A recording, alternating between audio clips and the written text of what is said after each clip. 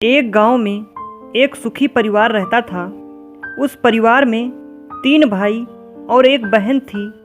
उसके माँ बाप उन चारों से बेहद प्यार करते थे, मगर बीच वाले बेटे थोड़ा परेशान थे, क्योंकि बड़ा बेटा पढ़ लिख कर बड़ा डॉक्टर बन गया और छोटा बेटा भी पढ़ लिख कर बड़ा इंजीनियर बन गया था। मगर उनका बीच वाला बेटा बिल्कुल बेवकूफ़ और आवारा ही बनकर रह गया।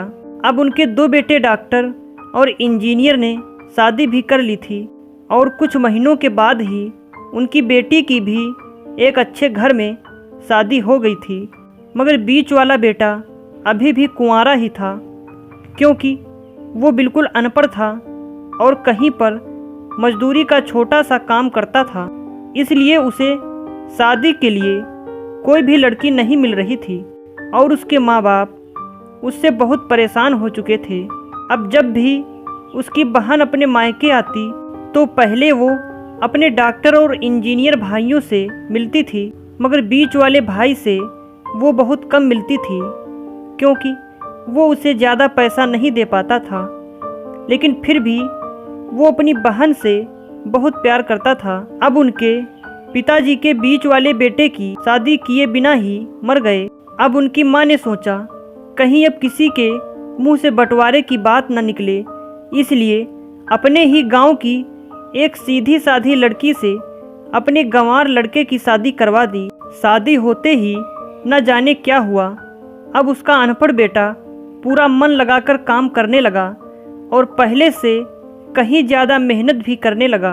अब तो उसे कोई भी दोस्त बुलाने आता तो वो उसे यही कहता था कि भाई, पहले तो मैं जैसे तैसे अकेला कमाकर खा लेता था, मगर अब मेरी शादी हो गई तो मुझे अपनी पत्नी के लिए भी कमाना पड़ता है और कल को आने वाले बच्चे के लिए भी तो कुछ जोड़ना ही पड़ेगा।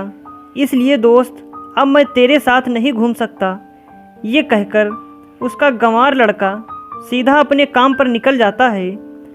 अब उसके दोनों भाई डॉक्टर और इंजीनियर आपस में ये बात करते हैं कि हम दोनों तो उस गंवार से कहीं ज़्यादा पैसे कमाते हैं, इसलिए हम सब घर और ज़मीन का बंटवारा कर लेते हैं और उस गंवार से अलग हो जाते हैं, क्योंकि अब वो हमारे बराबर कभी भी नहीं कमा सकता। इसलिए उन दोनों भाइयों ने अपनी माँ के लाख मना करने के बावजूद भी बंटवारे की तारीख तय कर दी और उन्होंने अपनी बहन को भी बुलवा लिया और अपने गंवार भाई से भी कह दिया कि आज तुम अपने काम पर मत जाना, क्योंकि हम सब आज घर और ज़मीन का बंटवारा करेंगे। उसी वक्त उसकी बहन भी आ जाती है। तभी उसका गंवार भाई कहता है कि तुम लोग बंटवारा कर लो, मुझे जो भी देना हो दे देना, मैं शाम को आकर अंगूठा लगा दूंगा।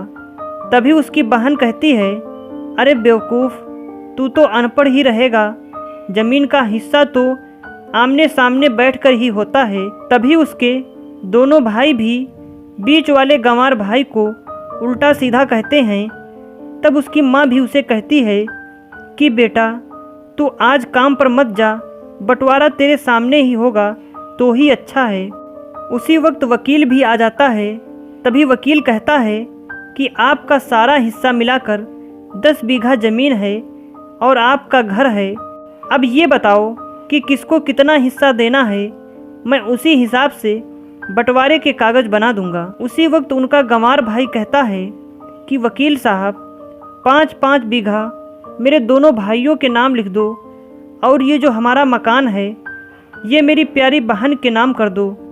तभी उसके दोनों भाई और बहन पूछते हैं कि और तू हिस्से में क्या लेगा।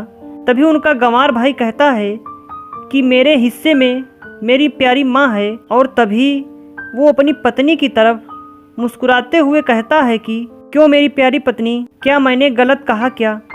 उस गंवार की पत्नी अपनी सास से लिपट कर कहती है कि माँ से बड़ी वसीयत क्या होगी मेरे लिए।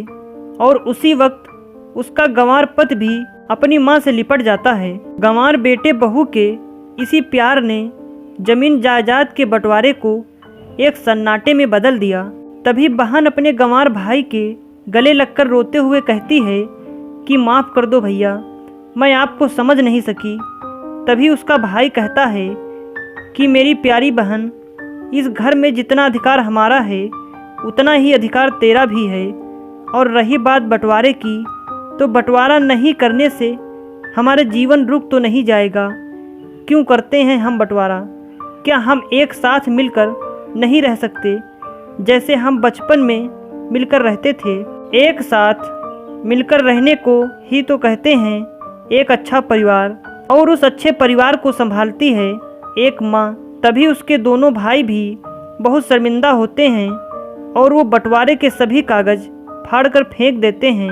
और उस दिन के बाद से ही उनका पूरा परिवार खुशी खुशी एक साथ ही रहने लगा।